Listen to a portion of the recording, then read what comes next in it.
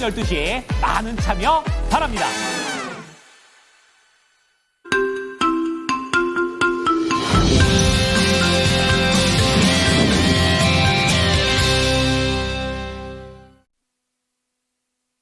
안녕하십니까. 화요일 모닝쇼 이건입니다. 뉴욕 증시는 사상 최고치 기록을 계속 갈아치우다가 간밤에는 부담을 느끼게 되면서 일제히 하락하며 거래를 마쳤습니다.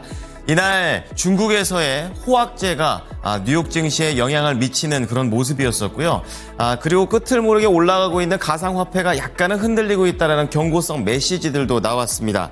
자, 오늘도 채권금리와 유가는 반등을 주게 되면서 시장에서는 계속해서 주요 지표를 기다렸던 하루가 되겠습니다.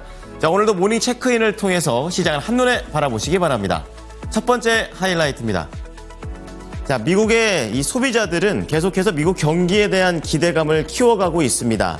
올해보다는 내년에 조금 더 좋을 것 같다라는 그런 내용들이 나오게 되면서 물가 지표의 주요 한 축이 오늘 또 발표가 되는 모습이었고요.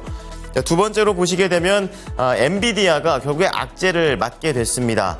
미중 갈등 사이에 끼인 그런 모습이 되겠는데요. 반독점 조사 때문에 2에서 3%가량 장중에 흔들리는 모습을 보여줬습니다. 그리고 세 번째로는 알트코인 중에 하나입니다. 리플이 급락하는 흐름들이 나오고 있습니다. 관련된 업계에서는 이제는 하락을 조금은 준비해야 될 때다라고 조언을 했습니다. 자, 이어서 특징주 체크해 보겠습니다. 앞서 중국에 대한 호재가 있었습니다. 이 부양책과 관련된 내용들이 나오게 되면서 미국에 상장되어 있는 중국 관련된 종목들이 업종을 가리지 않고 전반적인 강세 흐름을 띄었습니다. 자, 그런 가운데 엔비디아에 이어서 업계 2위를 기록하고 있는 AMD는 증권사의 안 좋은 전망에 이날 하락을 했고요. 그리고 회계연도와 관련해서 좀 문제가 있었던 슈퍼마이크로 컴퓨터는 이것과 관련해서 조금은 유예되는 호재로서 움직였습니다. 마지막으로 태양광 관련된 솔라 엣지 같은 경우에는요, 새로운 제품을 통해서 앞으로의 미래를 다시 한번 그려냈습니다. 자, 오른쪽으로 넘어와 보시면요, 오늘 보셔야 될 주요 뉴스들 준비가 되어 있습니다.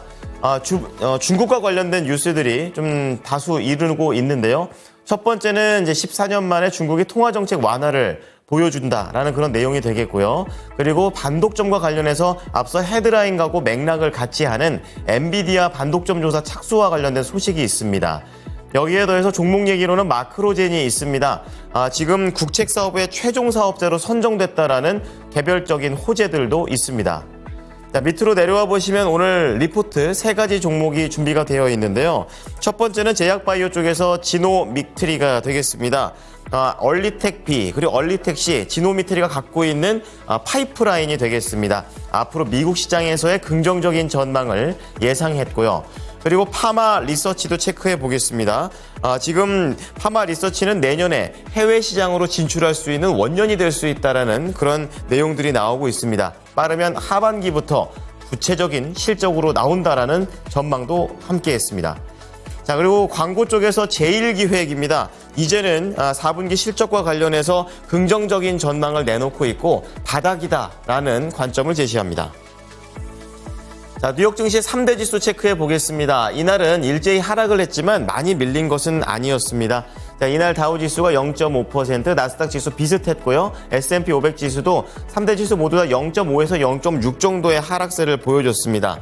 중국에 대한 내용들이 호황제로 좀 겹치는 모습이었었고요. 이날 물가 지표도 예정되어 있었기 때문에 시장에서는 조금 더 지켜보고 가자라는 그런 분위기 속에서 움직였습니다.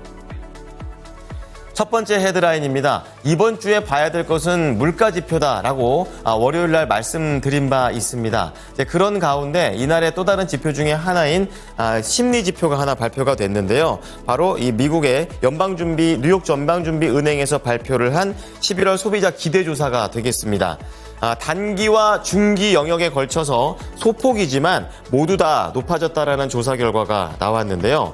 이날 1년 기대 인플레이션, 3년, 5년 모두 다 기존 대비 0.1%씩 모두 다 올랐습니다.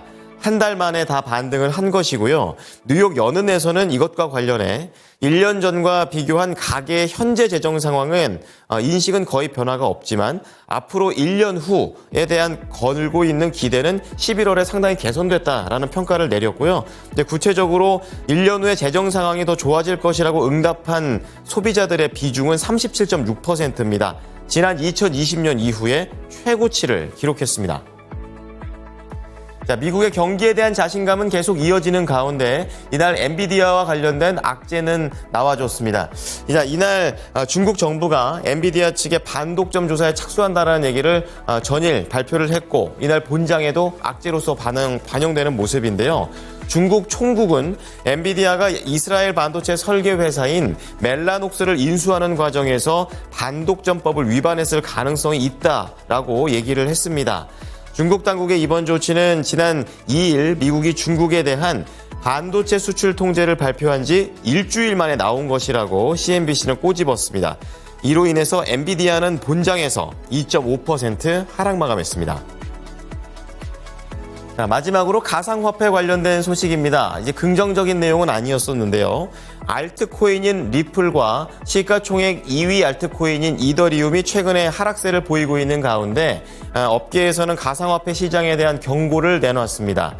현지 시간으로 10일 뉴욕 증시에 따르면 암호화폐 전문 매체인 코인텔레그래프가 알트코인 펀딩 비율이 연간 100%를 초과하게 되면서 최근의 움직임은 하락하는 현물 거래량 속에서 영구 선물 거래자들에 의해서만 주도되고 있다라고 얘기를 하고 있습니다. 추가적인 상승이 제한적이다라고 분석을 한 것이고요.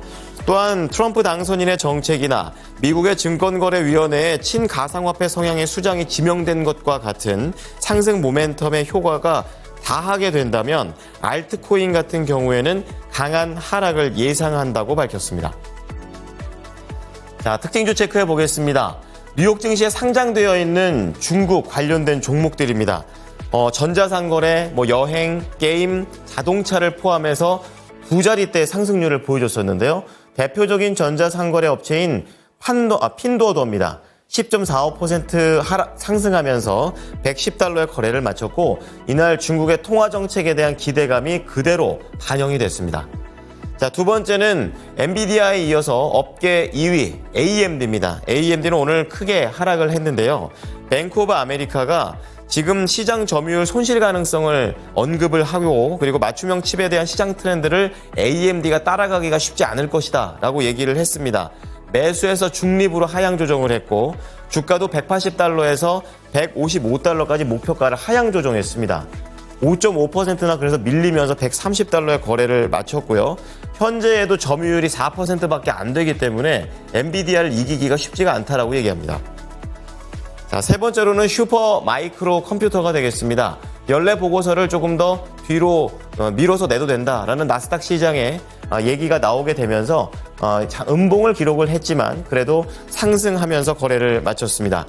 이날 슈퍼마이크로 컴퓨터는 0.5% 오르면서 44달러의 거래를 마쳤습니다.